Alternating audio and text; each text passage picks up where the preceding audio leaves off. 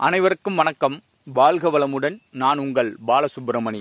நம்ம இன்னைக்கு பார்க்குற தலைப்பு என்ன அப்படின்னு பார்த்தோம்னா 1, 5, 9 ஆகிய திரிகோண ஸ்தானத்தில் செவ்வாய் பகவான் நின்று திசை நடத்தும் போது அந்த திசையில் நீங்கள் திருச்செந்தூர் சென்று வழிபாடு செய்து வாருங்கள்.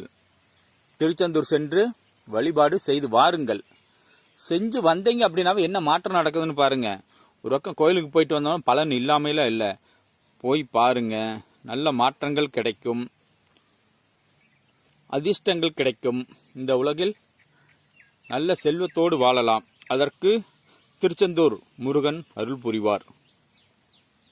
இதனை செய்து பாருங்கள். உங்கள் வாழ்க்கை செல்வ செழிப்போடும் மகிழ்ச்சியோடும் மன நிம்மதியோடும் சிறப்பாக இருக்கும். மன மகிழ்ச்சியோடு உங்கள் குடும்பத்தோடு சிறப்பாக வாழலாம். வாழ்க வளமுடன். நன்றி, வணக்கம்.